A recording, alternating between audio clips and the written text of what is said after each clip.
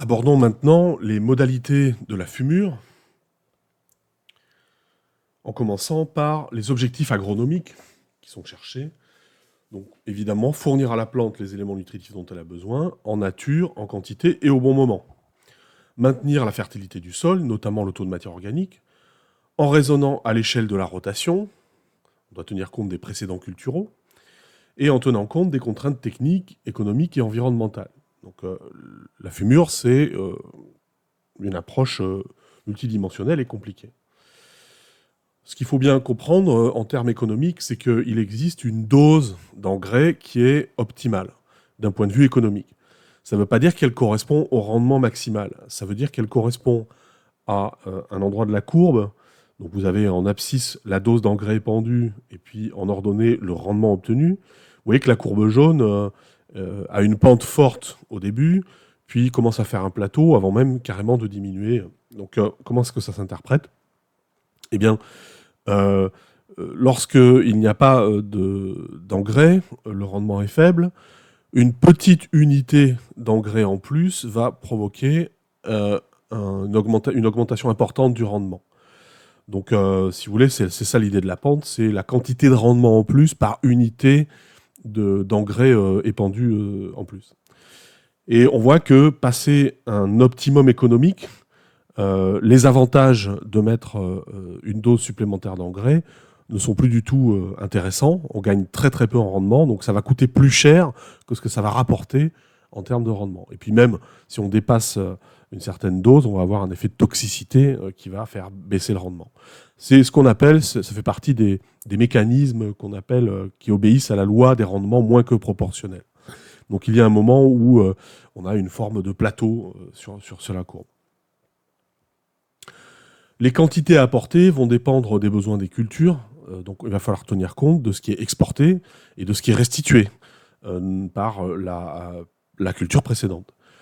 La fourniture du sol, donc justement la matière organique du sol, qui minéralise chaque année une partie qui devient disponible en nutrition végétale, les résidus du précédent cultural, donc cette idée d'exportation et de restitution du précédent cultural, des apports naturels, la pluie, la fixation symbiotique, on verra que certaines sont négligeables, d'autres moins. L'immobilisation par le sol, donc l'organisation ou la rétrogradation. L'organisation, c'est lorsque un minéral redevient sous forme organique par l'action de micro-organismes, par exemple. La rétrogradation, c'est lorsque un composé biodisponible soluble devient insoluble par complexation, par exemple le phosphate avec le calcium. Des pertes par lessivage, érosion, ruissellement, volatilisation, ce qui signifie qu'une partie des engrais épandus ne sera pas utilisable par la plante, et des quantités présentes dans le sol en début et en fin de culture, ce qu'on appelle les reliquats, c'est-à-dire c'est la quantité de nutriments disponibles au moment où on ouvre la culture et au moment où on récolte, c'est-à-dire ce qui n'a pas été consommé. Commençons par la fumure azotée. Quels sont les effets recherchés d'une fumure azotée ? Alors, l'azote, c'est le principal facteur de croissance et de rendement des cultures. Il favorise la croissance végétative, c'est-à-dire qu'il augmente la densité foliaire des couverts végétaux. Il accentue de fait la coloration verte liée à l'abondance de chlorophylle. On verra que ça peut avoir une certaine utilité pour piloter la fumure. Il prolonge la durée de fonctionnement des organes verts et il retarde la sénescence et la maturation. Donc il a un effet sur la cinétique de développement. Les aspects négatifs de l'azote, d'un excès d'azote, c'est qu'il diminue les résistances mécaniques de la plante. On peut penser à la verse des céréales. J'avais pris cet exemple déjà lorsque j'ai présenté les itinéraires techniques. Si on choisit d'augmenter la densité de semis par hectare pour avoir plus de rendement, eh bien, on va augmenter la dose d'azote et de fait, on va dépasser un optimal probablement et avoir des tiges qui sont plus longues. Et ces tiges plus longues vont être susceptibles de verser en cas de coup de vent ou d'intempéries particulières ou de passage des animaux, etc. Et cette verse des céréales va faire perdre du rendement. Il va également conférer une plus grande sensibilité à certaines maladies fongiques en particulier, notamment les maladies provoquées par des pathogènes dits biotrophes, c'est-à-dire qui parasitent les cellules plutôt qu'ils ne les tuent. Voilà, donc, Le comportement de l'azote dans le sol, alors on prend le premier compartiment d'azote qui est l'azote organique, c'est la réserve du sol, il n'est pas utilisable directement par la plante, c'est une des réserves du sol. Les valeurs de référence, alors c'est des ordres de grandeur très moyens. Sur un sol sec par hectare et sur 30 cm de profondeur, on a à peu près 4000 tonnes de terre sèche. La matière organique représente 1 à 5% de la masse du sol sec, c'est-à-dire 40 à 200 tonnes par hectare. Et l'azote représente 5% de cette matière organique, c'est-à-dire 2 à 8 tonnes d'azote hectare.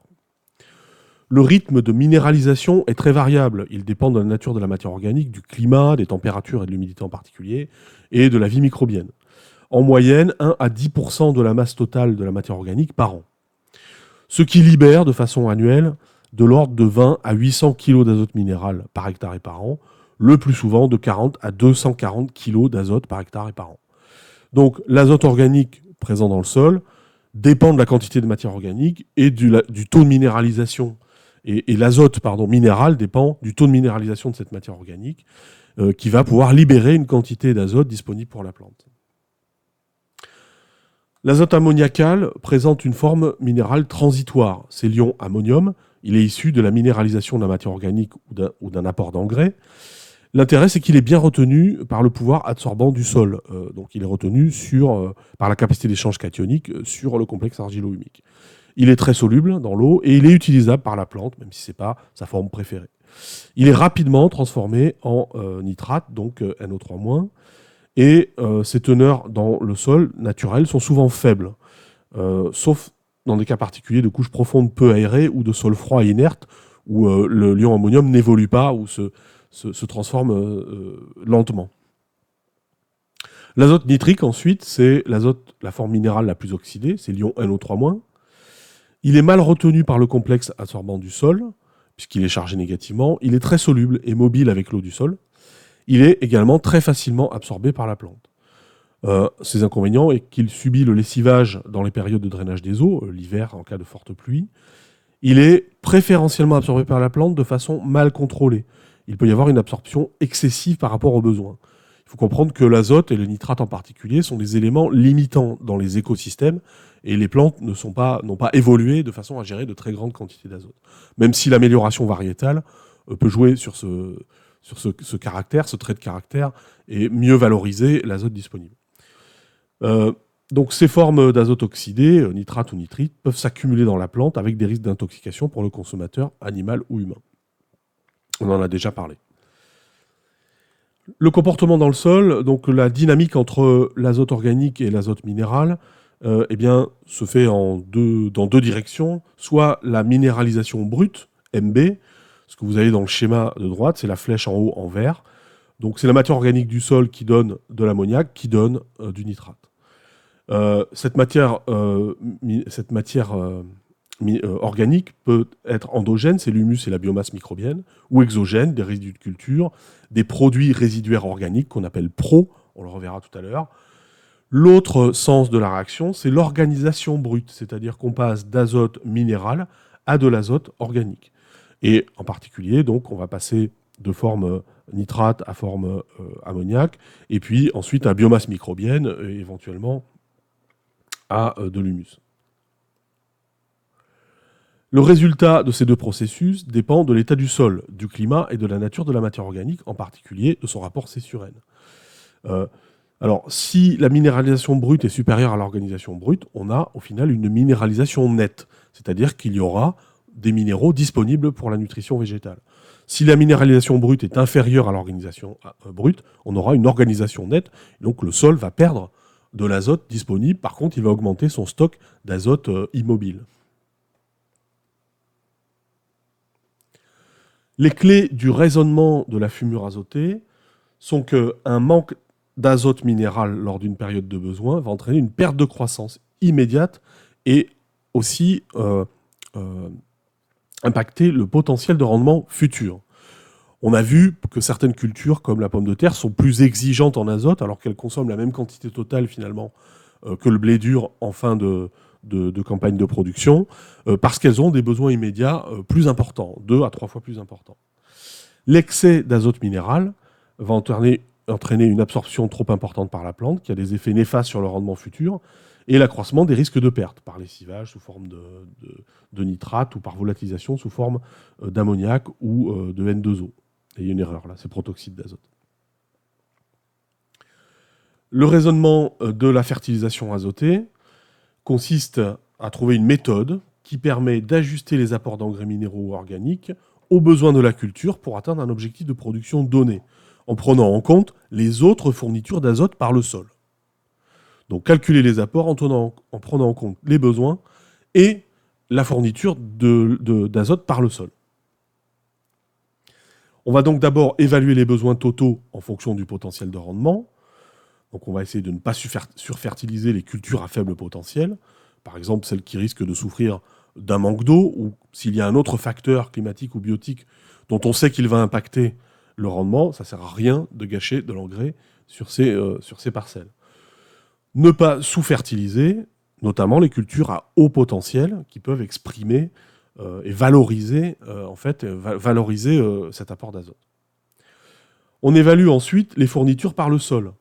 Donc, en gros, on va rentrer dans le détail, mais les restes de fumure azotée non utilisés par la culture précédente et l'azote qui provient de la décomposition de matières organiques fraîches, donc des résidus de culture, des fumiers, des composts et humifiés. On évaluera les pertes par lessivage, volatilisation, organisation, et ensuite on pourra calculer les apports nécessaires pour satisfaire le besoin, étant donné les fournitures et les pertes. Donc pour chaque phase du cycle de développement de la culture, en différentes doses, en fractionnant, donc au cours des étapes successives de la culture. Ici, il y a une petite vidéo assez intéressante qui montre l'interrogation d'agriculteurs par des représentants du Comifère. C'est un tout petit reportage qui est assez sympa. Donc vous le regarderez sur la chaîne YouTube. Donc l'idée, en fait, c'est de présenter le Comifère, Comité français d'études et de développement de la fertilisation raisonnée, qui a modernisé la méthode du bilan prévisionnel, qui est la principale méthode de calcul de la fumure azotée utilisée en France. Alors d'abord, cette méthode du bilan prévisionnel consiste à définir une période du bilan, un début et une fin. Le bilan peut être appliqué à la totalité ou à certaines étapes d'un cycle cultural. Généralement, on le fait sur la partie du cycle de développement au cours de laquelle s'exprime l'essentiel des besoins de la culture. Par exemple, pour les cultures d'hiver, ce sera du milieu de l'hiver à la récolte, et non pas du semis à la récolte. Donc, en gros, pour les cultures d'hiver, on recommande d'ouvrir le bilan avant tout apport minéral ou organique sur la culture, et de préférence après la phase de drainage la plus importante. On laisse passer l'automne humide, et on ouvre le bilan. On va calculer, en fait, on va mesurer et utiliser des calculs pour savoir quelle est la dose d'azote qui est présente dans le sol. Donc ça, on va le faire après avoir passé cette phase de drainage intensif. Pour les cultures de printemps, on ouvre le bilan avant le semis et aussi, toujours, de toute façon, avant les apports organiques ou minéraux. Vous avez un schéma ici qui vous montre, entre le semis et la récolte, la période du bilan, par exemple, ici, pour une céréale. Donc, on va l'ouvrir bien après le semis, à un moment où on commence à avoir un tall, et on va faire un premier rapport de fertilisation, puis un deuxième à un stade plus avancé, et puis finalement un troisième apport au moment de l'épiaison. Ce qu'on mesure pour alimenter le bilan, c'est le reliquat d'azote dans le sol au début, à l'ouverture du bilan, et on fera des mesures de l'état nutritionnel de la céréale pour savoir si elle a suffisamment d'azote ou pas en cours de culture. Le troisième apport est un ajustement, c'est-à-dire qu'il permet de corriger les éventuels, alors qui vont changer d'une année sur l'autre, en fonction des conditions climatiques, etc., selon que la culture s'est bien déroulée ou pas, il va permettre de corriger un éventuel manque d'azote. Alors, regardons concrètement ce que signifie ce bilan de masse prévisionnel dans une démarche ici qui est une démarche d'agronome, vraiment scientifique. C'est-à-dire qu'il s'agit de faire le bilan le plus complet possible. On verra qu'il existe de nombreuses simplifications à l'usage des techniciens ou des agriculteurs.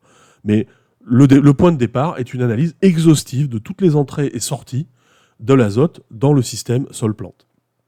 Donc, sur une période de temps donnée, le stock d'azote minéral du sol évolue de sorte que l'état final soit égal à l'état initial, plus les entrées, moins les sorties.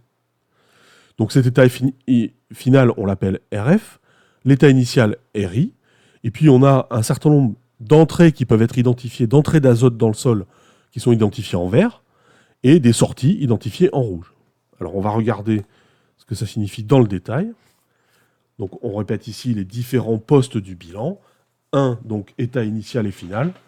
RF et RI. RF, quantité d'azote minéral dans le sol à la fermeture du bilan. RI, quantité d'azote minéral dans le sol à l'ouverture du bilan. 2, les entrées d'azote dans le système sol, en vert. Eh bien, on a le terme PI d'abord, qui est ce qui a déjà été absorbé par la culture à l'ouverture du bilan. Donc il y a une certaine quantité d'azote qui se trouve dans la plante. MH, la minéralisation nette de l'humus du sol, c'est la quantité d'azote minéral qui, au cours du bilan, sera rendue disponible par la minéralisation de l'humus. On a vu que l'humus se dégradait à hauteur de quelques pourcents par an, qu'il était très intéressant parce qu'il fournissait en continu des minéraux aux végétaux. FS, fixation symbiotique d'azote atmosphérique. FNS, donc fixation symbiotique qui font intervenir des rhizobiums.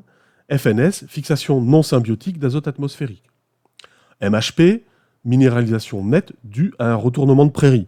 On voit que ça, c'est un cas particulier. Si la culture est effectuée juste après un retournement de prairie, ou un certain temps après, en fait, on verra le retournement de la prairie, il faut compter que cette prairie a immobilisé beaucoup d'azote sous forme organique qui sera minéralisé au cours du temps pour fournir de l'azote minéral. MR, c'est la minéralisation nette des résidus de récolte. Donc là, c'est simple, hein, si on laisse des pailles, des racines sur le terrain de la culture précédente, eh bien, elles vont se minéraliser progressivement et libérer de l'azote. MRCI est la minéralisation nette des résidus de culture intermédiaire. Si on pratique une culture intermédiaire, par exemple entre la récolte et une culture de printemps, eh bien, on va être amené à mesurer une quantité d'azote minéral qui vient de ces résidus de culture intermédiaire. En particulier, s'il y a des légumineuses qui ont fixé de l'azote atmosphérique, cela va pouvoir augmenter la quantité d'azote minéral dans le sol. XPRO, c'est la fraction minérale d'un produit résiduaire organique, hein, donc d'un engrais organique, on va dire, apporté après la date d'ouverture du bilan. MPRO1 est la minéralisation nette d'un produit résiduaire organique apporté avant l'ouverture du bilan. MPRO2 est la minéralisation nette d'un produit résiduaire organique apporté après l'ouverture du bilan. Donc vous voyez, ces trois termes, XPRO, MPRO1, MPRO2, concernent un engrais organique. On apporte un engrais organique, et bien dans cet engrais organique, une partie est déjà minéralisée, et donc disponible tout de suite pour la culture, c'est XPRO. Une partie donc, va être minéralisée si donc c'est MPRO1 avant l'ouverture du bilan, si le produit a été épandu avant l'ouverture du bilan, et une autre partie va être minéralisée donc, si le produit a été apporté après l'ouverture du bilan. On distingue ces deux situations. X, c'est l'apport d'engrais minéral de synthèse. Et A, c'est les apports atmosphériques, par dépôt sec, par le vent, des particules, ou humide par la pluie. NIR est l'apport d'azote par l'eau d'irrigation, l'apport d'azote minéral. Donc voilà l'ensemble des termes d'entrée d'azote dans le système sol. Et puis 3, il y a les sorties d'azote du système sol en rouge. Donc PF, ce qui a été absorbé par la culture à la fermeture du bilan. C'est donc ce qu'on va retrouver en fait dans la plante après avoir récolté. LX, c'est l'organisation par voie microbienne. Donc on vient de le mentionner juste avant. C'est l'immobilisation d'azote minéral sous forme de microbes, donc organiques. GS sont les pertes du sol par voie gazeuse, la dénitrification, confère le cycle de l'azote et puis tout ce qu'on a dit précédemment. GX, les pertes d'engrais minéral après apport par voie gazeuse. Donc là, il s'agit de la perte de l'engrais, volatilisation, dénitrification. Et L, les pertes par lixiviation, par exemple le lessivage des nitrates.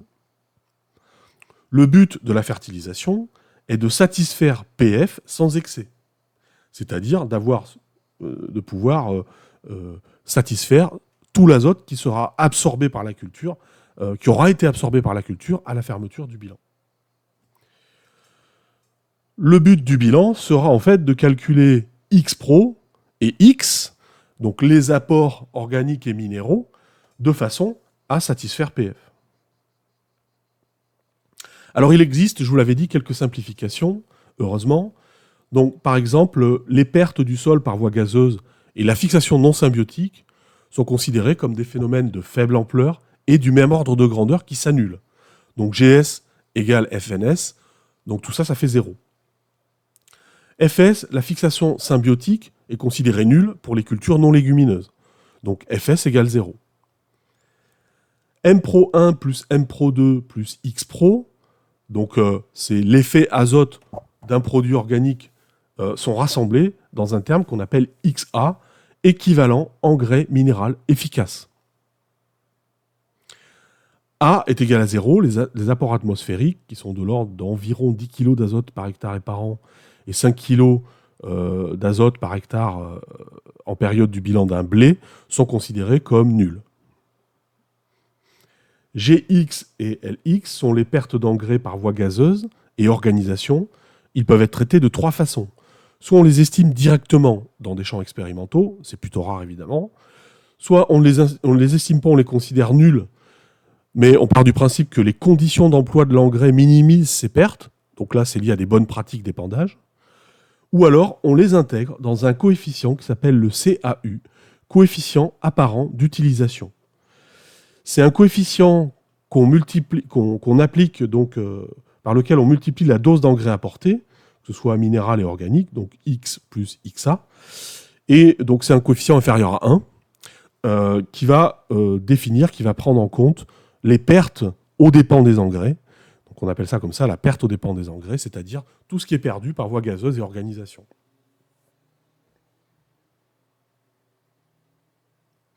On obtient donc la formule suivante. PF, l'azote absorbé par la plante à la fin du bilan, donc l'azote qui doit être utilisé par la plante, c'est égal à PI plus RI plus MH plus MHP plus MR plus MRCI plus NIR plus X plus XA, X et XA étant la dose d'azote qu'on souhaite apporter par fumure minérale et organique, moins L, moins GX, moins LX, moins RF.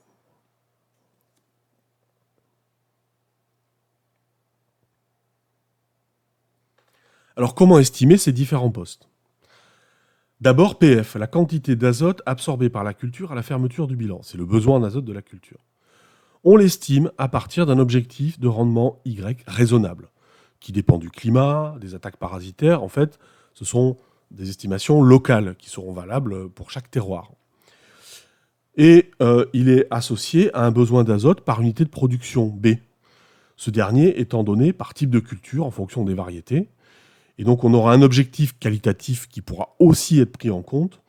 Par exemple, si on veut un certain taux de protéines pour du blé dur, ou du blé panifiable, on aura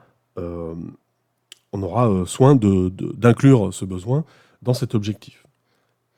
Donc il va modifier à la baisse ou à la hausse le besoin d'azote. Donc PF égale YB, avec B le besoin par unité de production et Y l'objectif de rendement. Quand on dit besoin par unité de production, vous allez vite comprendre, avec l'exemple ci-dessous, le blé tendre.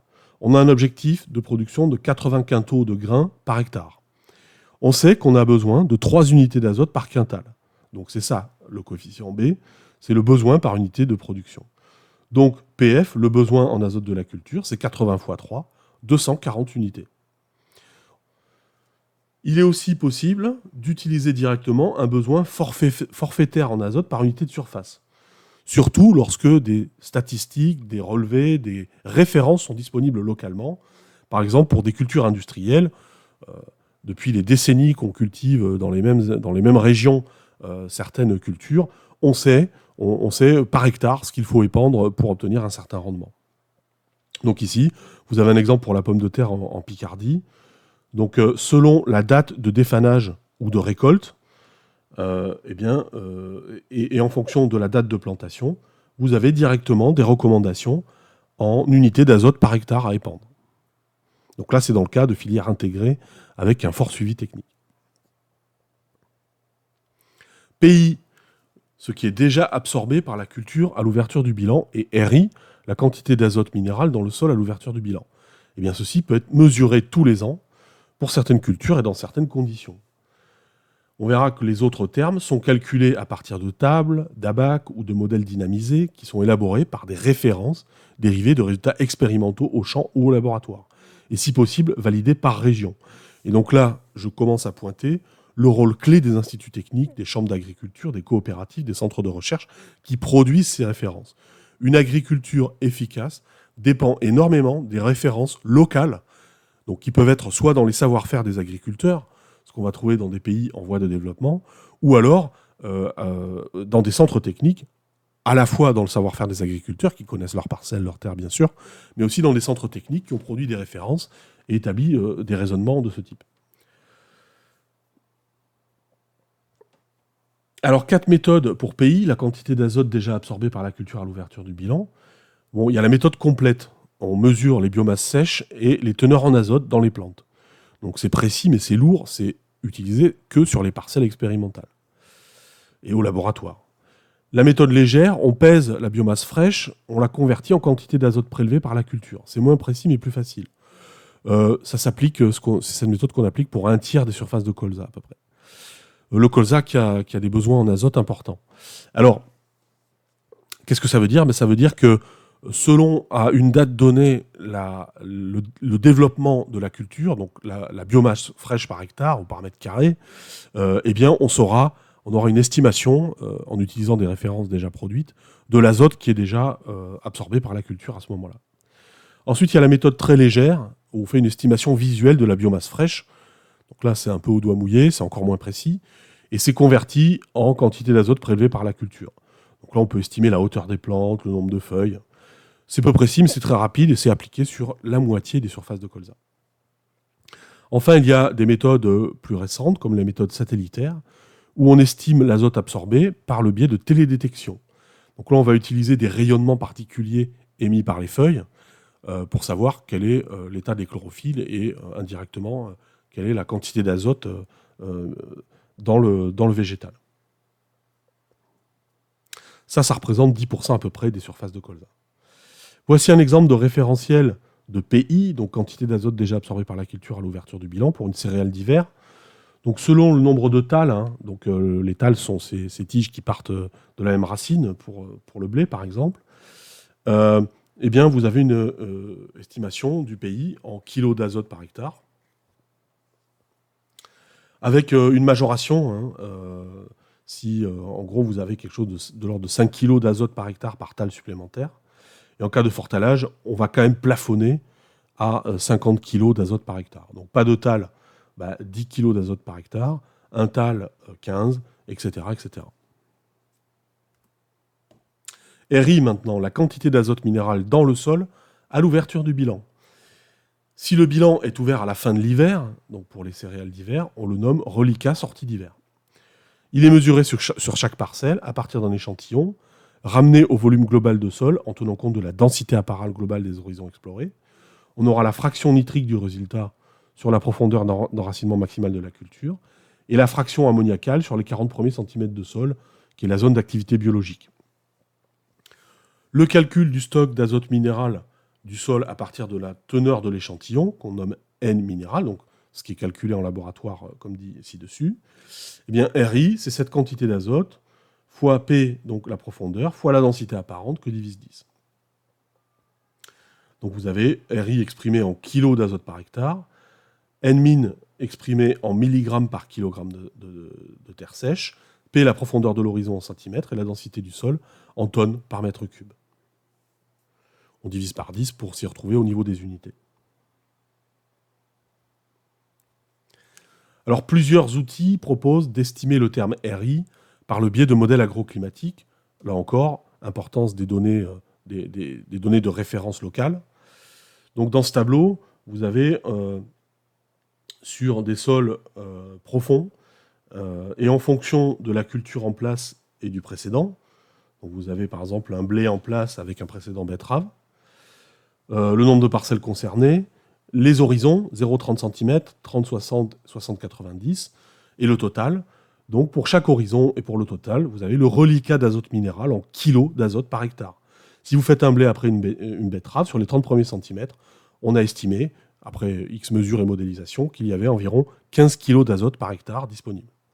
Dans l'horizon de 30-60, 9 kg d'azote par hectare, etc., etc.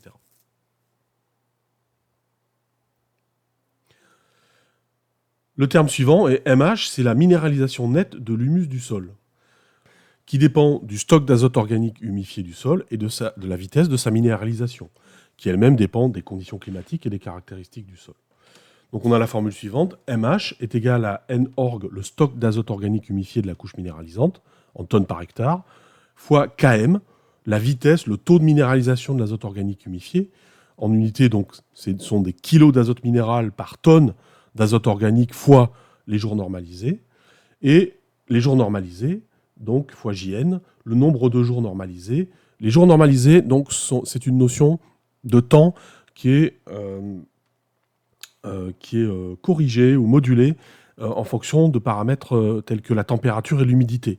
Il y a des jours plus efficaces que d'autres pour la croissance, et donc on va moduler l'unité de temps en fonction de ces paramètres. Et ce, donc, sur la période de calcul du bilan. Donc d'abord, comment estimer N-org, le stock d'azote humifié de la couche minéralisante? Donc c'est calculé à partir d'une analyse de sol récente, 5 ans maximum. Ce taux d'azote humifié est égal au pourcentage mesuré dans l'échantillon, fois la profondeur, fois la densité apparente, que multipliant moins le pourcentage de la volume le volume en pourcentage de la couche de sol minéralisante occupée par les éléments grossiers, le tout sur 100. Donc vous voyez, alors, on soustrait en fait concrètement de la terre les éléments grossiers qui ne contiennent pas d'humus, et ensuite donc on prend la quantité d'azote de l'échantillon et on ramène à la profondeur et à la densité apparente. Le taux de minéralisation de l'azote organique, Km, est calculé comme Km standard fois F6, un facteur. Donc Km standard, on va voir que c'est la formule qui est donnée dessous, dépendant du taux d'argile et du taux de carbonate de calcium, c'est-à-dire de la présence de calcium d'ion floculant et d'argile. Vous voyez que plus il y a d'argile et de calcium, plus Km est faible. Donc moins la minéralisation sera rapide, puisqu'il y a une fixation sur le complexe argilo-humique. Et puis F6, donc, c'est un facteur d'augmentation ou de réduction. Augmentation s'il est supérieur à 1,1, réduction s'il est inférieur à 1, du pool d'azote organique qui est rapidement minéralisable en fonction du régime de restitution organique du système de culture, qui est une façon un peu compliquée de dire, selon la façon dont on traite en fait la matière organique dans le champ, à savoir si on enfouit les résidus, si on fait des apports de matière organique à fort taux de carbone, etc. Alors ce F6, justement, donc vous avez ici un tableau en bas à droite qui vous explique comment quel est ce facteur F6. Donc vous voyez que certaines valeurs sont inférieures à 1, d'autres sont supérieures à 1. Et donc en fonction de 2 critères. Tout d'abord, la première ligne ici vous montre la fréquence des apports organiques exogènes, donc apport d'un fumier, d'un compost, etc. Donc en plusieurs colonnes, jamais, tous les 5 à 10 ans, tous les 3 à 4 ans, tous les 1 à 2 ans. Donc là, c'est quand on apporte très régulièrement de la matière organique au champ. Ensuite, on décompose ces colonnes en fonction du type de produit apporté. Donc A, c'est les fumiers et les composts. B et C sont les autres types de matière organique, tels que fumier de volaille, par exemple, des choses à décomposition plus rapide. Et puis, la première colonne vous montre le devenir des résidus de récolte. Donc là aussi, c'est la façon dont on gère ces résidus organiques. Soit ils sont enlevés ou brûlés, soit ils sont enfouis 1 an sur 2, soit ils sont enfouis tous les ans. Et donc, vous constatez que le coefficient est d'autant plus élevé que les résidus de récolte sont enfouis fréquemment, et puis selon que de la matière organique est apportée fréquemment aussi. Et on voit aussi que les coefficients sont plus élevés pour les fumiers et les composts, à fort rapport C sur N, que pour les autres types de matière organique. Et s'il y a un retournement de prairie, donc on va avoir un coefficient élevé de 1,1.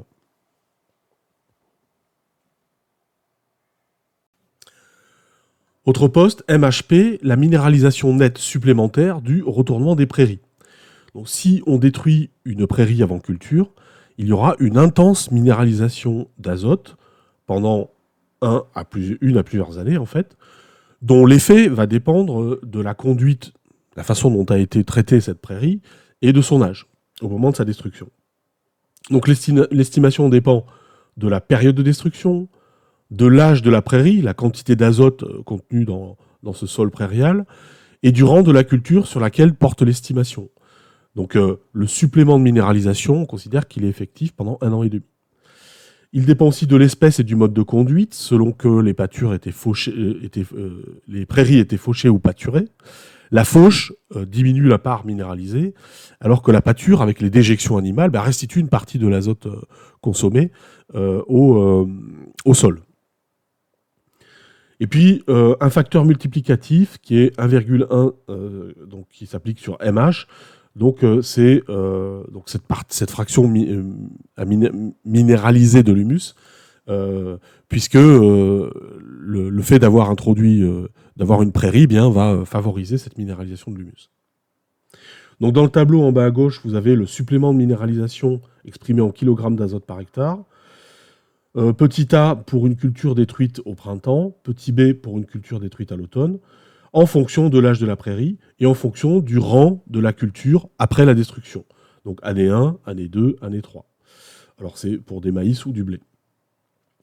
Vous voyez que cette minéralisation est d'autant plus grande que le rang de culture est court, c'est-à-dire que il y a plus de minéralisation la première année que la deuxième année. Sur la troisième année, il n'y en a pas. Hein, le chiffre est de 0. Et il est d'autant plus grand également que la prairie était âgée. Sur une prairie de plus de 10 ans, lorsqu'on la retourne, qu'on la casse, on libère 140 unités d'azote par hectare. On remarque également que les coefficients sont plus élevés si on détruit la prairie au printemps, puisque les températures vont être favorables à une minéralisation rapide, que si on la détruit à l'automne. Les coefficients sont beaucoup plus bas, donc 10, 30, 50, 60, 70, au lieu de 20, 60, 100, 120, 140 pour l'année suivante. Le mode de conduite de la prairie, donc si on était en pâture intégrale, eh bien on va avoir un facteur multiplicatif donc, de 1, que ce soit en raie gras anglais pur, c'est-à-dire en gazon, ou en raie gras anglais plus trèfle blanc. Si on fauchait, on faisait un mélange de fauche et de pâture, on aura un multiplicateur de 0,7 en raie gras anglais pur et de 1 en raie gras anglais trèfle blanc, puisque le trèfle blanc étant une légumineuse a fixé de l'azote dans le sol. Et si on est en fauche intégrale, eh bien, on est à 0,4 en raie gras anglais pur et on reste à 1 en raie gras anglais plus trèfle blanc. MR, ensuite, c'est la minéralisation des résidus de culture précédents. Donc c'est donné en kilos d'azote par hectare en fonction de la nature des résidus de la culture précédente, justement. Donc vous avez un tableau ici, avec la betterave, par exemple. Si on ouvre le bilan en sortie d'hiver pour une culture d'hiver, par exemple, eh bien, on va avoir 20 kilos d'azote par hectare derrière une betterave. Si on ouvre le bilan en avril, plus tard donc au printemps, on n'aura que 10 kilos d'azote par hectare. Pour les valeurs négatives, eh bien, c'est les céréales paille enfouies, par exemple.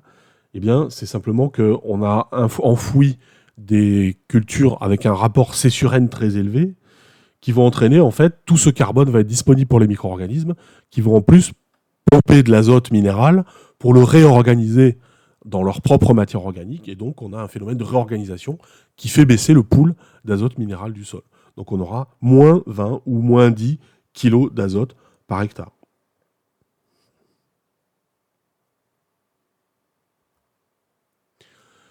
Le post-MRCI, c'est la minéralisation des résidus de culture intermédiaire. Donc en kilos d'azote par hectare, en fonction de la nature des résidus de la culture intermédiaire. Donc la minéralisation de ces cultures intermédiaires est rapide, quelques semaines à quelques mois, d'autant plus que le résidu était riche en azote. On va prendre en compte le niveau de croissance, c'est-à-dire la production de matière sèche totale, donc la teneur en azote de la biomasse, et le délai entre la destruction et l'ouverture du bilan prévisionnel. Un délai plus important signifie une décomposition avancée à l'ouverture du bilan. Donc le résidu, la minéralisation des résidus intermédiaires sera plus faible. Donc ici, vous avez, par exemple, pour des crucifères, moutarde, radis, donc crucifères qui sont les brassicacées, différentes restitutions en fonction de la production de cette culture intermédiaire en tonnes de matière sèche par hectare, et en fonction de la date d'ouverture du bilan, sortie hiver ou avril, et le fait qu'on la détruit en novembre, en décembre ou en janvier. Et donc vous voyez qu'il y a d'autant plus d'azote restitué que la production en tonnes de matière sèche est élevée, c'est logique, il y a plus d'azote disponible au total, et elle est d'autant plus élevée qu'on fait une ouverture du bilan en sortie d'hiver, donc il y a plus de résidus à ce moment-là, et d'autant plus également qu'on détruit la culture en janvier, plutôt qu'en novembre. Tout simplement parce que en novembre-décembre, il y aura moins de minéralisation. Et une partie de ce qui a été minéralisé, d'ailleurs, sera aussi lessivée par les pluies.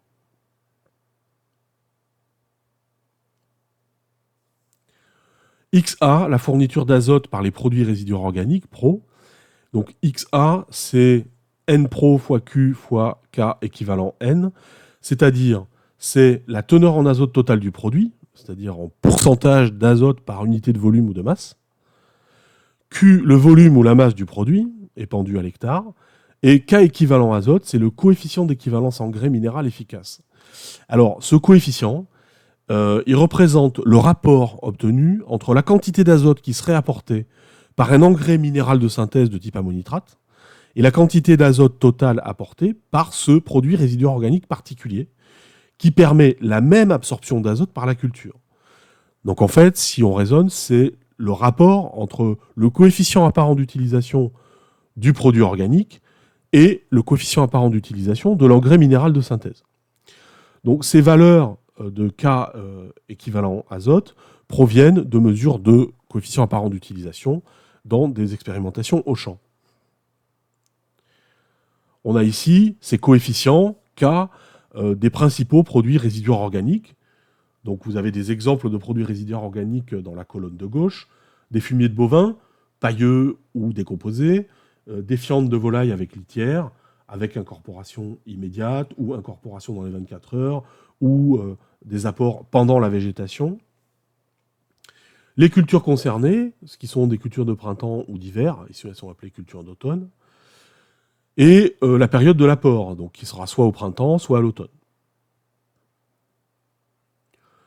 Le coefficient d'équivalence azote, donc sur la période du bilan, il va être plus élevé pour des fumiers de bovins pailleux que, par exemple, pour des fientes de volaille avec litière.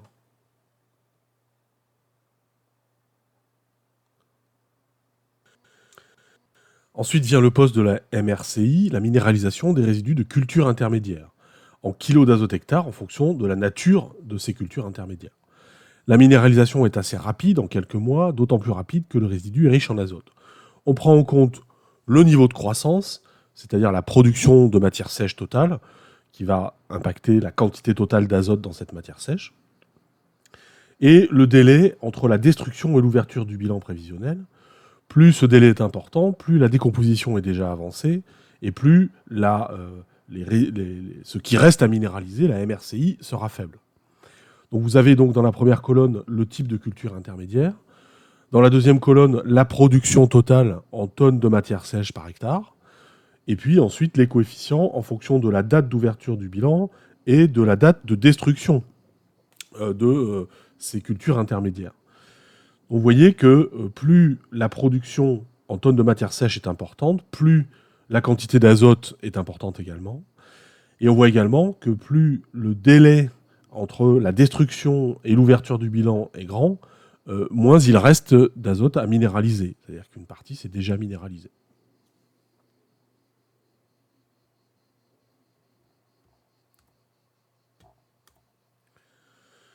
Ensuite vient XA, donc les fournitures d'azote par les produits résiduaires organiques, PRO. Donc XA est égal à N Pro, c'est-à-dire la teneur en azote totale du produit, on va dire en pourcentage d'azote par unité de volume ou de masse de ce produit résiduaire organique, de cet engrais organique si on veut. Q, le volume ou la masse de produit épandu par hectare. Et un coefficient, comme multiplie un coefficient, K, donc le coefficient d'équivalence engrais azote minéral efficace. Alors qu'est-ce que ça veut dire ? Eh bien, ça représente, ce coefficient, le rapport entre la quantité d'azote apportée par un engrais minéral de synthèse de type ammonitrate et la quantité d'azote totale apportée par le pro qui permet la même absorption d'azote par la culture. C'est-à-dire combien de fois faut-il mettre en quantité, combien de quantité supplémentaire faut-il mettre de produits résiduaires organiques par rapport à un engrais de synthèse pour avoir la même quantité absorbée par le végétal, en partant du principe que à masse égale, l'engrais minéral sera plus efficace. Donc, si on veut avoir la même efficacité avec un engrais organique, il faudra en mettre plus. Eh bien, c'est le rapport entre ces deux quantités, quantité d'engrais organique sur quantité d'engrais minéral, qui constitue ce coefficient. Donc, en fait, si on revient à la définition des coefficients apparents d'utilisation, CAU, c'est le rapport entre le coefficient apparent d'utilisation du produit résiduaire organique et le coefficient apparent d'utilisation de l'engrais minéral de synthèse. Donc ces valeurs de K équivalent azote proviennent de mesures de CAU dans des expérimentations au champ. Donc vous avez ici quelques coefficients d'équivalence engrais azote minéral, donc K équivalent azote minéral, des principaux produits résiduaires organiques. Par exemple, en première colonne, vous avez le fumier de bovin, on distingue des bovins pailleux et des fumiers de bovins décomposés. Les cultures concernées, au printemps ou à l'hiver, sont appelées ici cultures d'automne. La période d'apport, et donc ce coefficient d'équivalence azote par rapport à un engrais azoté, voilà, qui va permettre de calculer la dose d'azote de produits résiduaires organiques apportés. On va faire un exemple. Donc, vous faites un apport de 20 tonnes par hectare de fumier de porc à 2,5 kg d'azote par tonne au printemps sur maïs. Calculer l'effet direct du produit résiduaire organique en kilos d'azote par hectare, c'est-à-dire la quantité finalement d'azote qui est apportée directement par ce produit. Donc l'effet direct du produit résiduaire organique, c'est XA égale 20 tonnes par hectare fois 2,5 kg d'azote par tonne fois le coefficient 0,45 donc pour un fumier de porc apporté au printemps. Donc on va avoir 22,5 kg d'azote par hectare. Donc, ça vous permet de savoir quel est l'azote directement assimilable par la plante lorsque vous apportez ce produit résiduaire organique. Poste suivant, NIR, l'azote apporté par l'eau d'irrigation, donc qui correspond à cette formule, qui dépend donc de la quantité d'eau apportée et de la concentration en nitrate dans l'eau. Et puis maintenant, donc, les postes négatifs, donc LX, organisation de l'azote aux dépens de l'engrais, c'est la capacité d'organisation déterminée par la quantité de carbone disponible pour la microflore du sol. Donc les résidus de culture, les systèmes racinaires, les exudats racinaires, etc. L'ordre de grandeur de ce poste se situe entre 10 et 30 kg d'azote par hectare. GX sont les pertes par voie gazeuse aux dépens de l'engrais. Donc c'est très difficile à estimer. L'ordre de grandeur de ce poste est entre 0 et 40 kg d'azote par hectare. Ensuite, L, les pertes par lixiviation du nitrate pendant la période du bilan. Donc en grande culture, la quasi-totalité des pertes par lixiviation de nitrate s'opère avant l'ouverture du bilan prévisionnel. Donc c'est-à-dire pendant la période d'interculture, à l'automne, on va dire. Ce constat agronomique conduit souvent à négliger L dans les calculs du bilan, puisqu'il n'intervient plus après l'ouverture du bilan. Donc ici, vous avez quelques abacs d'ajustement du terme L en fonction de la lame drainante, donc en situation soit de sol nu ou de faible absorption par le couvert végétal. Donc vous avez dans le HCC, c'est l'humidité à la capacité au champ, donc c'est l'humidité totale du champ après ressuyage. Vous voyez ici, dans un sol sableux, cette humidité à la capacité au champ est de 10% seulement, normal, c'est le sol plus drainant, donc sur une profondeur qui est comparable pour les trois graphiques de 90 cm. Eh bien, vous voyez donc la hauteur de lame drainante en millimètres en abscisse et le pourcentage de nitrate lixivié au-delà de 90 cm, donc qui n'est plus disponible pour les racines. Donc dans un sol sableux, on voit que ça monte très très vite. Donc avec très peu d'eau, sur un sol aussi drainant, eh bien, on perd très vite de grandes quantités de l'azote minéral qui part dans les horizons profonds. Sur un sol limoneux, ces courbes sont plus adoucies, et dans un sol argileux encore plus. Et donc vous avez en fait une décomposition entre les profondeurs 0,30 cm, 30-60 et 60-90. Donc pour des cultures à enracinement superficiel, on utilisera la courbe bleu foncé, et puis pour les autres cultures, la courbe verte intermédiaire.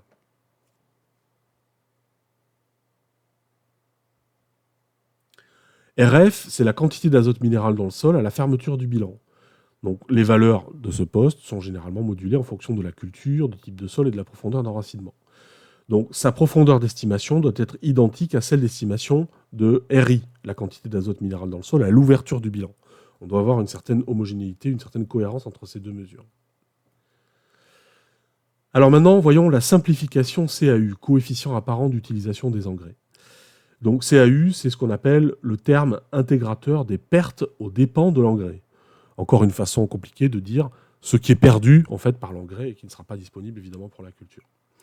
Donc c'est déterminé expérimentalement en comparant deux champs très proches, l'un fertilisé et l'autre témoin sans apport d'engrais. Et sur ces deux parcelles, on va mesurer les quantités d'azote absorbées par le couvert. Et la CAU, le coefficient apparent d'utilisation de l'engrais, ce sera N abs X moins N abs tonnes sur X, avec N abs X, la quantité d'azote absorbée par le couvert après apport de la dose X, en kilo d'azote par hectare, moins la quantité d'azote absorbée par le couvert sans apport d'azote, donc dans le champ d'à côté, en kilo d'azote là aussi par hectare, sur X, la dose d'azote apportée. Donc on voit que c'est le pourcentage de ce qui est absorbé en plus quand on met la dose X par rapport à l'absence de dose. Si vous faites un schéma avec en abscisse la dose d'engrais apportée, en kilo d'azote par hectare, et puis en ordonnée la quantité d'azote absorbée, eh bien vous placez les deux points. Donc la quantité d'azote absorbée, N abs tonnes, donc lorsqu'on met une dose de 0, donc ça coupe l'axe des abscisses, et puis la quantité d'azote absorbée, N abs X, lorsqu'on a appliqué la dose X. Donc vous tracez la droite, et la pente de cette droite, c'est la CAU, le coefficient apparent d'utilisation. C'est donc le reflet de la capacité de la culture, dans une situation donnée, à absorber l'azote apporté. Ça peut, en théorie, être expliqué par les conditions climatiques à la date de l'apport, les conditions de croissance, les capacités d'absorption racinaire de la culture, et les références disponibles donc, vont être issues, une fois de plus, des réseaux expérimentaux régionaux qui vont permettre de produire ces références. Lorsqu'on utilise cette simplification par le coefficient apparent d'utilisation des engrais, on a notre formule PF égale PI plus RI, etc., avec les termes positifs, les termes négatifs et les quantités à l'ouverture du bilan et à la fermeture du bilan. Et on peut regrouper tous les termes de fourniture du sol dans PO, qui est estimé à partir de méthodes de référence expérimentale ou de simulation pédoclimatique. On appelle ça globalement la méthode CAU. Et donc on a PF, l'azote absorbé par la culture à la fin du bilan, qui est égal à PI, l'azote déjà absorbé par la culture à l'ouverture du bilan, plus PO, l'azote fourni par le sol, plus X plus XA, la fertilisation minérale et organique efficace, que multiplie CAU. Donc c'est tout ce terme, X plus XA, que multiplie CAU, le coefficient, qui est la fertilisation minérale et organique efficace. Cette formule permettra de calculer X et XA, puisque c'est ça qu'on veut savoir finalement, c'est la dose à apporter. Les modalités d'application de la fumure azotée dont vont dépendre des formes d'apport de l'azote, organique ou minéral, la prévention des risques de perte d'azote, les dates d'épandage, les modalités, etc. Un épandage précis et uniforme de la dose pour obtenir un effet homogène, et surtout un fractionnement de la dose d'azote. Donc l'idée est de ne pas apporter le besoin en une fois, mais en plusieurs fois, de façon à favoriser le prélèvement par la plante et privilégier les périodes de croissance active du couvert ou les périodes de sensibilité de la culture à une carence azotée, en particulier pour les cultures de printemps exigeantes en azote, et puis minimiser les pertes, évidemment, pour limiter la volatilisation par voie gazeuse, donc, ou la lixiviation par voie hydrique. Ensuite, on va piloter la fertilisation. Donc, ce calcul prévisionnel qu'on vient de voir de la dose totale d'engrais apportée va être limité par deux incertitudes. D'abord, sur les besoins réels en azote du couvert, PF, c'est difficile à prévoir, hein, et de savoir quelle est la production qui sera vraiment atteinte, ça dépend des conditions climatiques de cette année-là. Et puis, des incertitudes assez nombreuses, on peut l'imaginer, sur les différents postes du bilan, des approximations, des hypothèses, on arrondit, etc.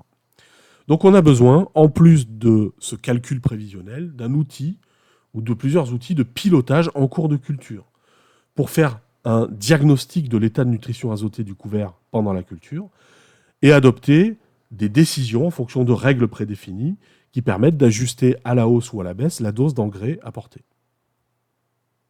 Donc ce diagnostic, d'abord, il va se faire essentiellement sur la base de résultats obtenus à partir de prélèvements de plantes. La teneur en nitrate des jus de bas de tige des céréales, par exemple, c'est la méthode Jubile. C'est une méthode de pilotage et de la fertilisation azotée sur blé tendre, orge et pommes de terre et maïs. Aujourd'hui, on peut aussi le réaliser grâce à des capteurs optiques par transmittance ou réflectance. Donc c'est le principe du chlorophylle-mètre. Donc ces capteurs embarqués souvent sur une machine agricole ou en télédétection, ou avec des drones récemment, ont permis le dernier bond en avant technologique, c'est-à-dire le passage d'une mesure ponctuelle à une mesure de la surface tout entière. Là où avant on prélevait, on faisait un échantillon des jus de bas de tige dans un champ, donc on avait quelques échantillons, là on a des images qui présentent le champ en entier. Et on va pouvoir éventuellement appréhender des zones différentes. Alors, vous avez ici ces capteurs dans le tableau en bas à droite. Donc, il y a des indicateurs très simples, hein, donc, comme la croissance, tout simplement. Hein. Donc, c'est assez peu sensible. Hein, c'est-à-dire que ça ne va pas vous indiquer de façon très précise la carence en azote. Vous avez la couleur, le jaunissement. Vous avez la teneur en nitrate, mais aussi la transmittance ou la réflectance ou la fluorescence. Donc tout ça qui sont liés à la couleur et à la fluorescence des chlorophylles, qui vont permettre de savoir s'il y a des carences en azote. Donc ici, on voit quelques outils de diagnostic, comme la mallette Jubile, hein, qui permet de faire au champ directement un dosage des jus de bas de tige. La transmittance mesurée avec un appareil portable, et puis la réflectance, soit à partir de satellites, soit à partir de capteurs embarqués sur des drones ou des tracteurs, donc qui vont donner des cartes comme ça de fertilisation, ou en tout cas des cartes de diagnostic dans un premier temps. Ici, vous avez un tableau qui montre le type de dispositif, le type d'indicateur existant pour différentes cultures. Donc blé tendre, blé dur, maïs, pommes de terre, colza, tournesol, fraisier, produits primeurs, carottes, aubergines, tomates.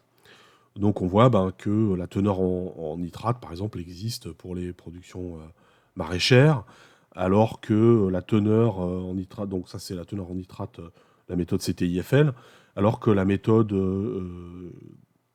INRA Arvalis Jubile existe pour les céréales et la pomme de terre.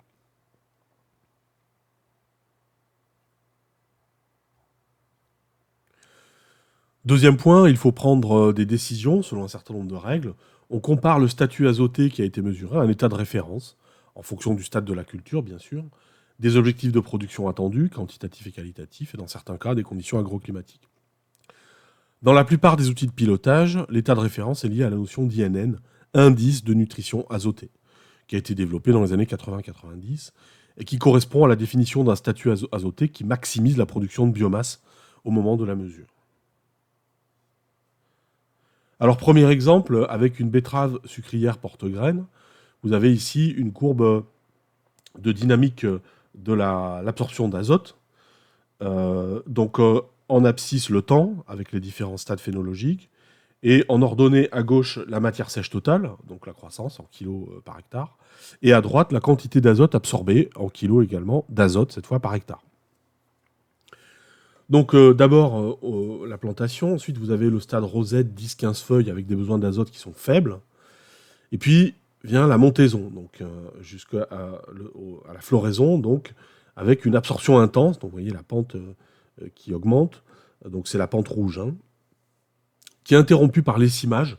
L'essimage, donc c'est une opération effectuée par l'agriculteur qui consiste à couper le bourgeon terminal de la plante pour favoriser une dizaine de ramifications. Donc on diminue ce qu'on appelle la dominance apicale, qui va entraîner des ramifications secondaires. Ça, c'est très intéressant parce que là, on aura d'autant plus de graines par plant.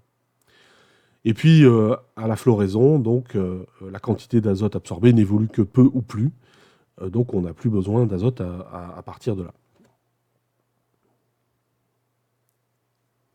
Alors, les éléments nécessaires au calcul de la dose d'azote prévisionnelle sont les besoins d'azote de la betterave sucrière qui ont été évalués selon les références expérimentales obtenues à un total de 280 kg d'azote par hectare, et l'équation du bilan qui est utilisée. Donc, c'est ici, vous voyez, conçu par Arvalis, Institut du végétal, qui est mis à jour régulièrement. Mais la formule, c'est la dose à apporter en kilos d'azote hectare. C'est le besoin de la culture, c'est-à-dire les besoins de la plante plus l'azote non utilisable, moins les fournitures du sol, minéralisation des résidus de culture, moins minéralisation de l'humus, moins reliquats sortis hiver, moins apport organique. Donc vous voyez là aussi une équation simplifiée par rapport à la méthode du bilan. Les pratiques de fertilisation, une fois qu'on connaît la dose à apporter, on va la fractionner selon certaines recommandations. Un premier apport à la plantation, un apport, disons, forfaitaire de 80 unités d'azote. Le sol est pourvu en azote minéral pour lorsque la plante va lever. Le deuxième apport, début montaison, on a vu que c'est une période critique où la plante a besoin de beaucoup d'azote. Donc on va apporter X-82, c'est-à-dire X étant la dose totale, donc 280 en l'occurrence, moins 80, que divise 2, c'est-à-dire la dose totale à apporter, 280, moins 80 qui ont déjà été apportés lors du premier apport, et que divise 2, donc c'est-à-dire que ce qui reste à apporter, on le coupe en deux, on en apporte une première dose ici, et puis une troisième dose, un troisième apport, donc qui correspond à la même quantité au moment de l'essimage. Alors, note complémentaire, attention, cette culture en particulier, la betterave sucrière porte-graines, est sensible aux carences en bord. Deuxième exemple, un colza d'hiver, avec une dynamique d'absorption de l'azote différente. Alors pour le colza, c'est assez variable. Ça dépend de la disponibilité en azote et des conditions de croissance pendant l'automne. Donc le colza est une plante qui peut faire l'essentiel de sa croissance pendant l'automne et l'hiver. Évidemment, ce sera dépendant chaque année des conditions climatiques, des températures en particulier, et de la disponibilité de l'eau. Donc ça veut dire que pendant l'automne et l'hiver, le colza peut absorber soit de 30 kg d'azote par hectare s'il fait une faible croissance, ou 300 kg d'azote par hectare. Donc ça peut être tout ou rien, c'est-à-dire de 10 à 100% de ses besoins finaux. Donc la grande majorité des parcelles va se situer en moyenne entre 40 et 120 kg d'azote par hectare. Donc vous avez ici une courbe type d'absorption d'azote par le colza, avec en abscisse le nombre de jours après la levée, les stades phénologiques et la quantité d'azote absorbée dans les parties aériennes en kilos d'azote par hectare.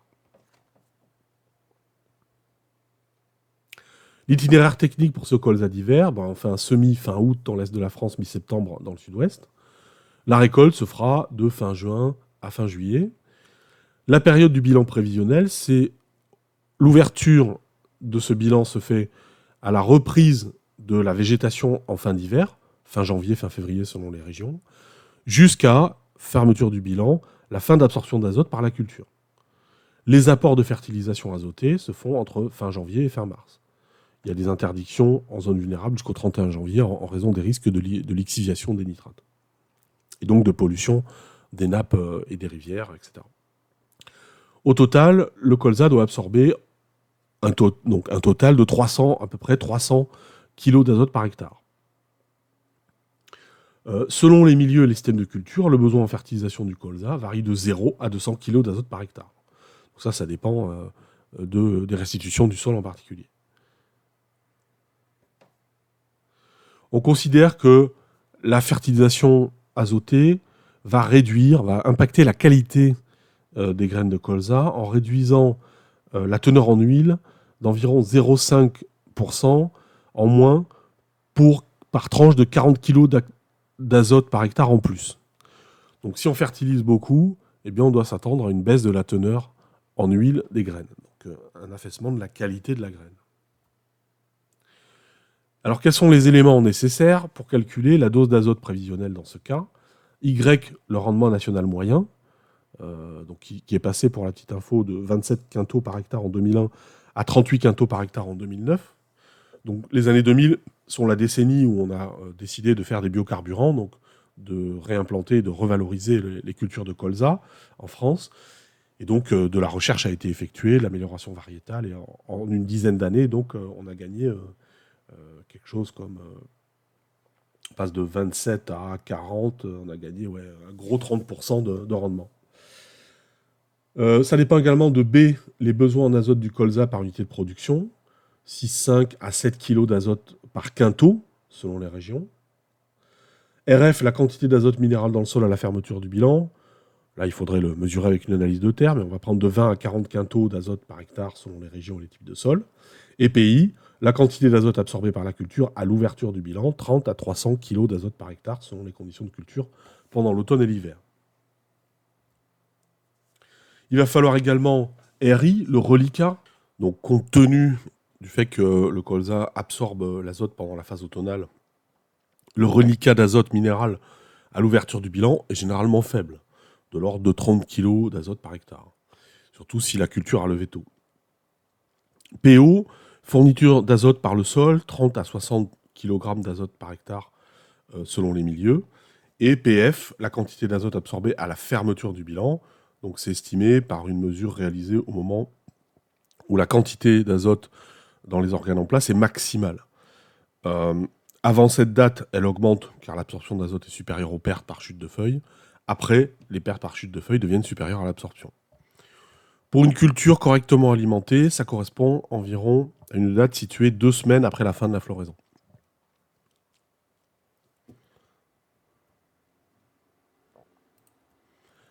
L'équation utilisée dépend pour chaque région du type de sol et des outils utilisés, mais c'est souvent la réglette azote-colza du Cétium, qui utilise une méthode du bilan complet et qui est diffusée donc à des techniciens dans des régions telles que Nord-Est, Auvergne et Rhône-Alpes. Et les méthodes CAU, la CAU du colza est très variable, elle est en moyenne proche de 0,8. Et donc on applique dans ce cas la règle suivante, l'équation X égale PF moins PO moins PI sur coefficient apparent d'utilisation moins XA. Alors faisons un exercice avec la méthode CAU.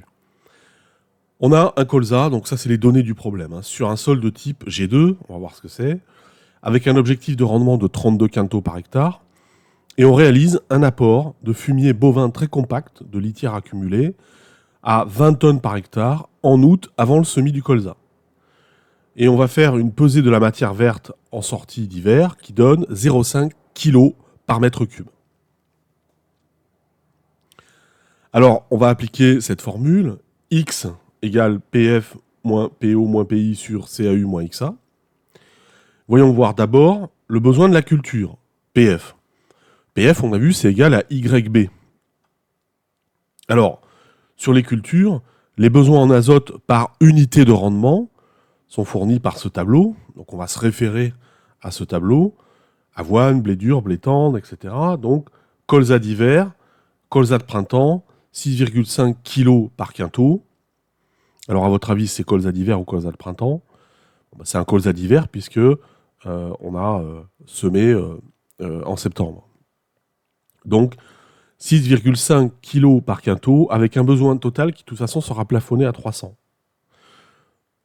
Donc, on a 6,5 kg d'azote que multiplie par 32 quintaux par hectare. Donc, on a des kilos d'azote par quintot que multiplie 32 quintaux par hectare. Ça fait 208 kg d'azote par hectare.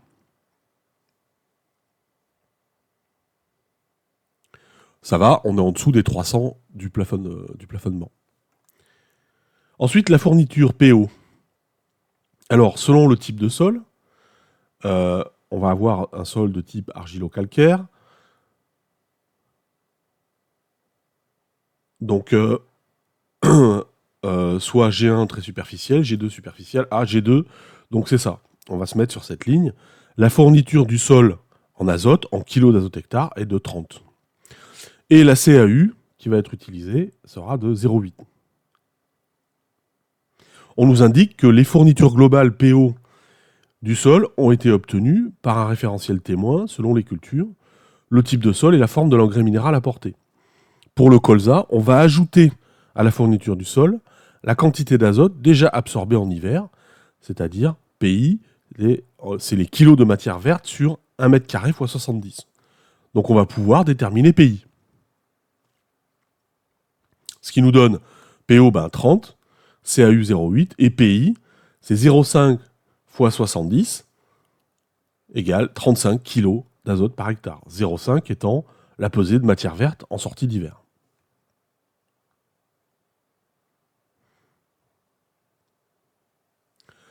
Ensuite, on va avoir XA. Comment est-ce qu'on peut le déterminer? Donc ici, vous avez un tableau qui donne la composition moyenne des produits et coefficient de contribution K équivalent en fonction des apports et des dates d'apport, des cultures et des dates d'apport. Donc ce coefficient d'équivalence azote minéral, K équivalent, ou K équivalent N, tel que nous on l'avait vu, pour les différentes colonnes, donc culture d'hiver ou de printemps précoce, culture de printemps tardive, maïs, betterave, culture pérenne, prairie.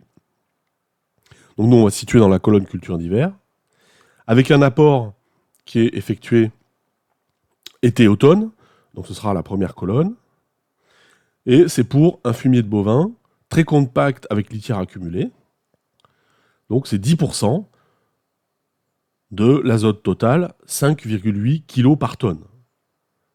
Ce qui nous donne, eh bien, XA égale pourcentage N pro fois Q fois K équivalent N, c'est-à-dire 5,8 kg par tonne, que multiplie 20 tonnes épandues par hectare, que multiplie le coefficient 10%, c'est-à-dire 0,1, ça nous fait 11,6 kg d'azote par hectare. Quelle est donc la dose d'azote minéral ammonitrate à apporter X? Eh bien, ce sera 208 moins 30 moins 35 sur 0,8 moins 11,6, 167 unités d'azote par hectare. On vient d'appliquer la méthode du bilan pour une culture de colza d'hiver. Les pratiques de fertilisation, on n'effectue pas d'apport d'azote à l'automne. Le fractionnement en plusieurs apports de la dose totale est recommandé, dès lors qu'elle est supérieure à 60-80 kg d'azote par hectare. Donc on va avoir les situations où la quantité d'azote absorbée à la sortie de l'hiver est faible et où la dose d'azote à apporter est supérieure à 70 kg d'azote hectare. Donc là, c'est notre cas. Et donc là, dans ce cas-là, on va faire un fractionnement en 3 fois. Un premier apport de 40 à 50 kg d'azote à la reprise de végétation, un deuxième apport au stade bouton à coller, et un troisième apport de 60 à 70 unités au stade bouton séparé. Et puis il y a les situations où la quantité d'azote absorbée à la sortie d'hiver est moyenne et où la dose à apporter est comprise entre 100 et 170 kg d'azote hectare. Dans ce cas-là, on va fractionner seulement 2 fois. Un premier apport de 60 à 80 unités au stade D1, et puis un deuxième apport qui sera le reste entre les stades D1 et E selon les régions. Ensuite, il y a les situations où la quantité d'azote déjà absorbée à la sortie d'hiver est élevée et où la dose à apporter est inférieure à 100 kg d'azote hectare. On fera un seul apport au stade D1 et E, entre le stade D1 et E, selon les régions. Et puis enfin, les situations de gros colza à l'entrée de l'hiver et de forte défoliation pendant l'été. Donc là, il y a eu beaucoup de croissance en hiver et après, forte défoliation pendant l'hiver, suivie d'une défoliation, une perte de feuilles, donc d'azote. Les plantes vont avoir du mal à redémarrer sur les seules réserves racinaires, parce que normalement, pour la floraison, elles vont remobiliser la matière qui est dans les feuilles, en particulier l'azote. Et donc on fera un apport précoce et réduit de 40 à 50 kg d'azote hectare à la reprise de végétation pour permettre à la culture de passer ce cap critique.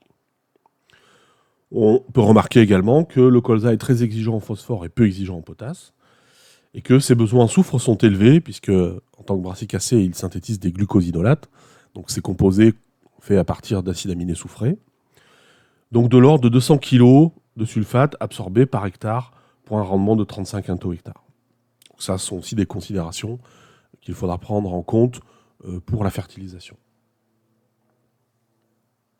Très bien. Passons maintenant à la fumure phosphopotassique. On va suivre le même plan que pour l'azote, D'abord, l'effet agronomique. Pour le phosphore représente 0,5 à 1% de la matière sèche végétale. C'est un facteur de croissance, comme l'azote, il est important au stade jeune. C'est aussi un facteur de précocité. Et en cela, il est opposé à l'azote, c'est-à-dire qu'il raccourcit la durée du cycle végétatif et accélère plutôt la maturation. Il accroît la résistance au froid, aux maladies et au stress hydrique. Et c'est également un facteur de qualité par l'augmentation des teneurs en phosphore des aliments qui détermine aussi leur intérêt nutritionnel pour les animaux et les hommes. Le potassium représente environ 3% de la matière sèche végétale. Il est très mobile dans la plante, il migre des organes âgés vers les plus jeunes, donc il est recyclé. Et il intervient principalement dans la synthèse des sucres. C'est un facteur de résistance au stress hydrique, au froid, au gel et aux maladies cryptogamiques. Alors comment se comportent ces éléments dans le sol ? Donc le prélèvement par les racines se fait uniquement sous les formes suivantes. Pour le phosphore, c'est l'orthophosphate PO4-3-, que les racines soient ou non mycorhizées. Et puis le potassium, donc sous forme du cation K+.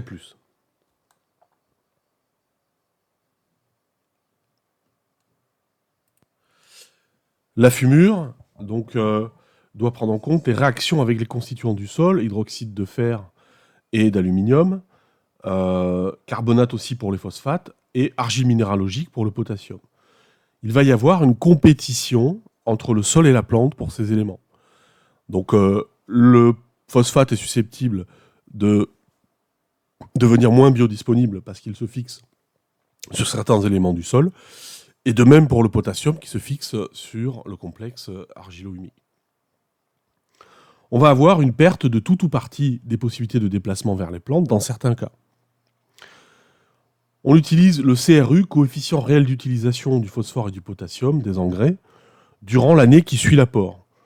Il se situe entre 0 et 20% pour le phosphore, vous voyez, c'est pas beaucoup, et 15 à 30% pour le potassium. En pratique, donc, plus le temps de contact entre un engrais et la terre sera long, plus son coefficient réel d'utilisation pour la culture sera faible.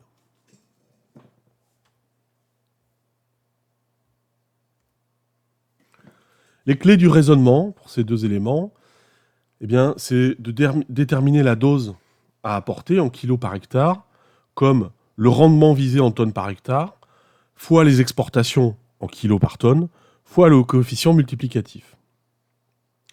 Donc, à partir des bases du raisonnement de la fertilisation pK établi par le comifère, on détermine les exportations et le coefficient multiplicatif. Ce coefficient multiplicatif, vous allez voir, c'est un peu compliqué, mais à la fin, on va simplifier en utilisant des tableaux. Il intègre la durée du bilan de biodisponibilité du phosphore ou du potassium à partir de 4 critères, puisque là, c'est un vrai problème, c'est la biodisponibilité. L'exigence des espèces cultivées, le passé récent de fertilisation pK, la restitution ou non des résidus de culture du précédent, et la teneur réelle du sol définie par une analyse de terre. Alors réglons d'abord le cas des exportations.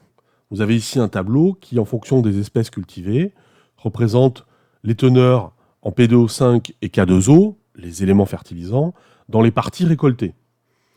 Par exemple, donc, pour l'avoine, dans les organes grains ou paille, on a le pourcentage de matière sèche récoltée, l'unité de teneur, et ces teneurs donc indiquées pour P2O5 et K2O. Question, quelle quantité de P2O5 et de K2O est exportée dans le maïs grain ? Je vous laisse réfléchir. Vous pouvez mettre sur pause. La réponse, eh bien, pour le maïs grain, vous le voyez en bas, c'est la dernière ligne, on a 6 kg de P2O5 et 5,5 kg de P2O5, de K2O, exportés par tonne de maïs grain. Donc vous avez ici un problème avec les unités, puisque on s'exprime en kilos par quintot. Donc on ramène en kilos par tonne, en multipliant par 10. Maintenant, le coefficient multiplicatif. Donc là, on va voir la méthode qui est suivie par le comifère pour établir ces grilles de coefficients multiplicatifs. Et on simplifiera à la fin. Donc il y a 4 critères de diagnostic. On les a déjà donnés. L'exigence de la culture, élevé, moyen ou faible. Le passé récent de fertilisation, favorable, moyen ou défavorable. Le devenir des résidus de culture, qui peuvent être restitués, brûlés ou exportés. Et enfin, la teneur du sol. avec des teneurs qui peuvent être inférieures à une teneur renforcée. Ça signifie que si cette teneur est inférieure à cette teneur renforcée, il faudra renforcer la fertilisation. Elle peut être supérieure à la teneur impasse, ce qui signifie que si la teneur du sol est supérieure à cette valeur, on pourra faire une impasse sur la fertilisation. Et puis elle peut être située entre ces deux valeurs. Tout ça va permettre de déterminer une biodisponibilité qui sera élevée, moyenne ou faible, et qui conduira à une stratégie impasse possible, une fumure d'entretien ou une fumure d'entretien renforcée. Et tout ça, recoupé avec les 4 critères de diagnostic, va nous fournir un conseil de dose. Donc c'est pas hyper simple dit comme ça, mais on va voir pas à pas comment ça fonctionne. D'abord, l'exigence de la culture, ça vous est donné sous forme de tableau. Vous avez les niveaux d'exigence P et K pour différentes cultures. Par exemple, le blé qui suit un blé est une culture moyennement exigeante en P2O5, et donc le blé tendre est peu exigeante en K2O.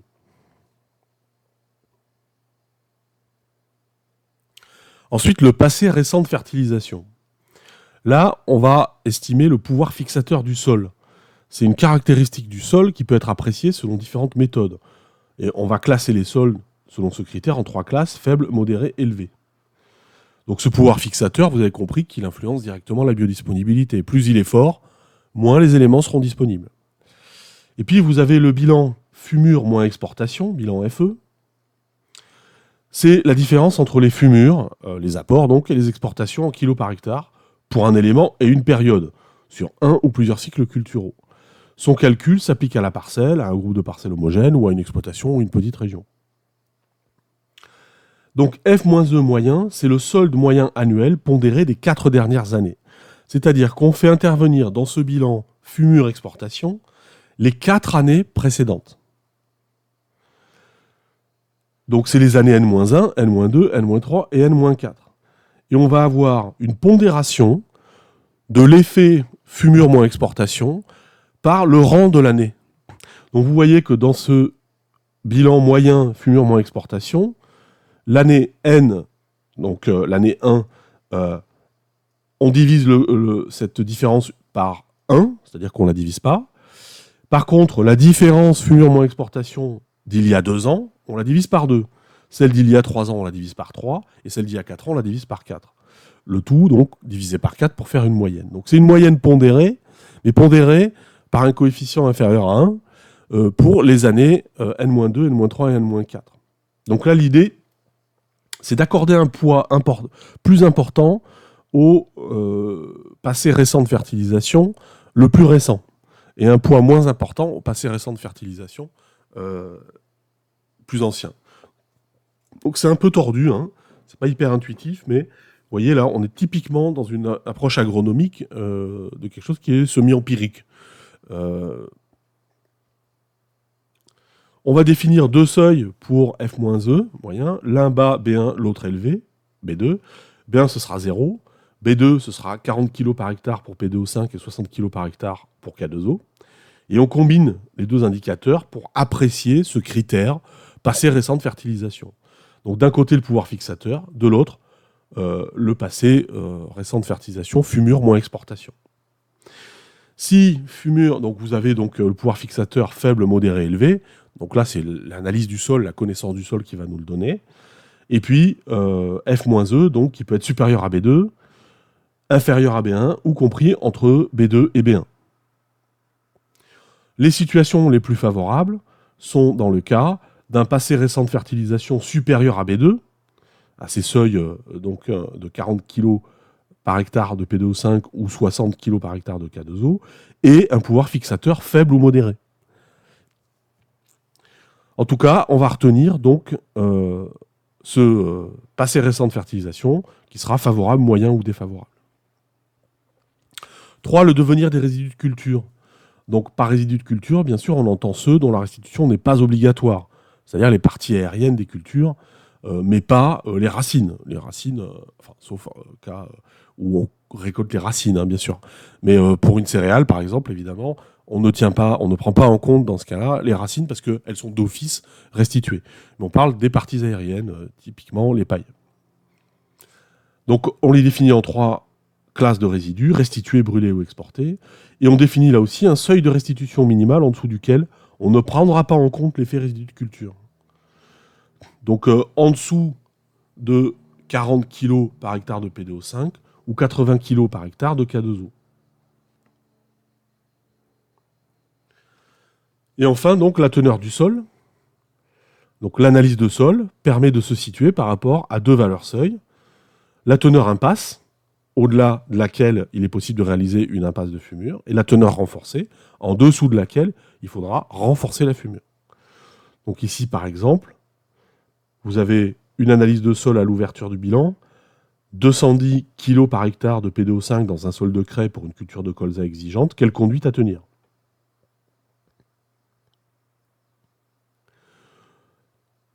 Donc on a une culture exigeante, donc forte exigence, ce sont les deux premières colonnes. L'analyse de sol nous donne 210 kg par hectare de PDO5. Et ici, je vais voir, en fonction du sol, donc un sol de craie, je vais sur la ligne craie, Champagne-Ardenne, craie, très bien. Donc, la teneur renforcée, c'est 280, la teneur impasse est de 400. Comme je suis en dessous de la teneur renforcée, pour cette culture exigeante, eh bien, je vais considérer qu'il faut faire une fumure renforcée, puisque 210, c'est inférieur à 280.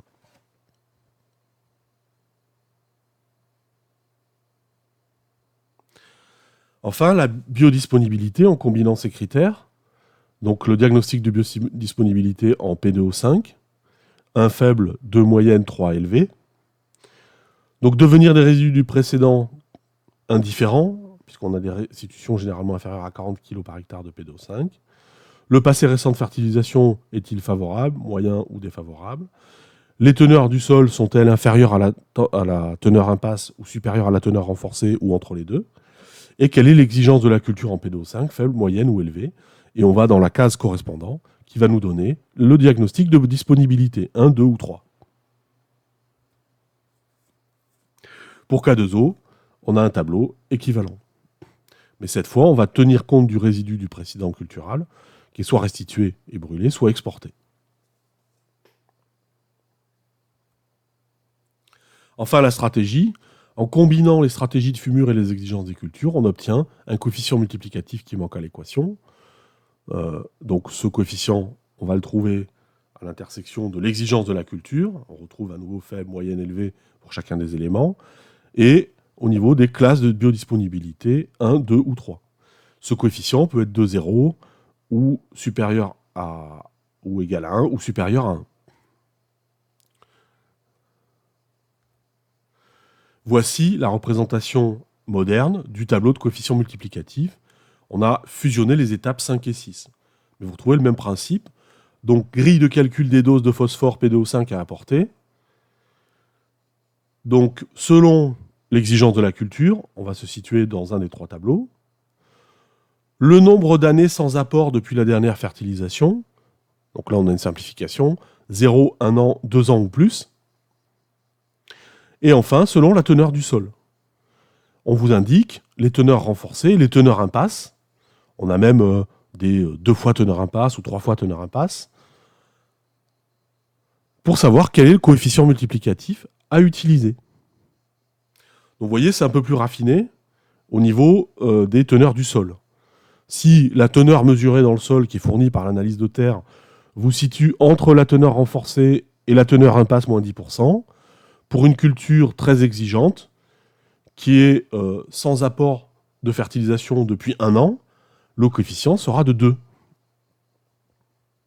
Et vous avez le même type de tableau pour la fertilisation potassique avec le K2O.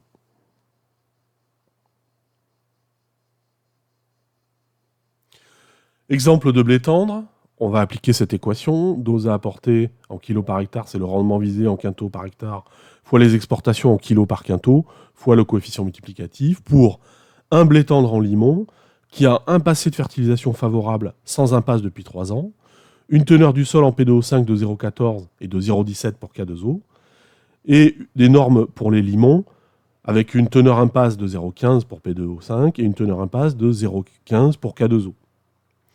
L'objectif de rendement est de 80 quintaux par hectare, et on nous dit que le blé tendre a une exigence faible en P et K. Alors d'abord l'objectif de rendement, 80 quintaux hectare, on le positionne dans l'équation. On va chercher les exportations donc en P2O5 et en K2O. Blé tendre, on se situe ici, donc en kilos par quintot, 0,65 et 0,5, respectivement pour P2O5 et K2O. Et donc, on va chercher, dans les tableaux qu'on vient de voir, le coefficient multiplicatif. Donc la norme pour les limons, c'est une teneur impasse de 0,15 pour P2O5 et de 0,15 pour K2O. On nous dit également que le blé tendre a une exigence faible, donc on se situe dans le cas du blé tendre, on le voit dans le tableau, culture peu exigeante. Donc on se situe, sachant qu'il y a un passé de fertilisation favorable, il n'y a pas eu d'impasse depuis 3 ans. Donc on est dans la première ligne, 0 nombre d'années sans apport depuis la dernière fertilisation. Et on se retrouve donc avec un coefficient de 1 pour P2O5 et de 0 pour K2O.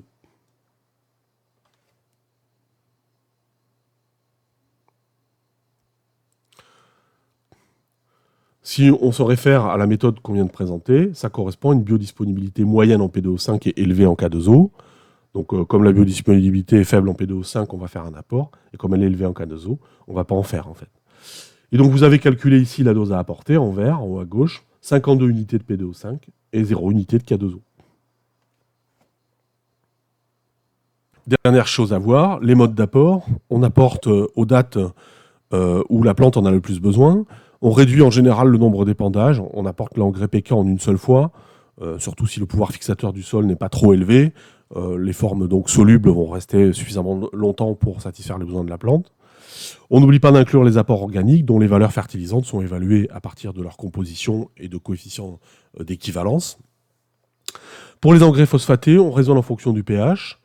Donc vous avez un tableau avec à gauche la nature des engrais. Je vous renvoie au chapitre sur les formes des engrais phosphatés.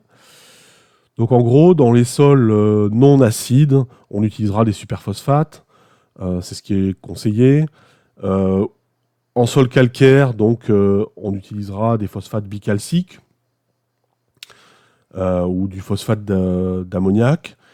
Et surtout, on évitera dans les sols neutres ou calcaires les engrais de type phosphate naturel qu'on réservera aux sols les plus acides, avec un pH inférieur à 6,1, dans lesquels ils seront solubles. Enfin, donc, pour les engrais potassiques, on utilise du sulfate de potasse pour remplacer le chlorure de potassium, KCl, sur des cultures qui craignent le chlore, telles que le tabac et le lin.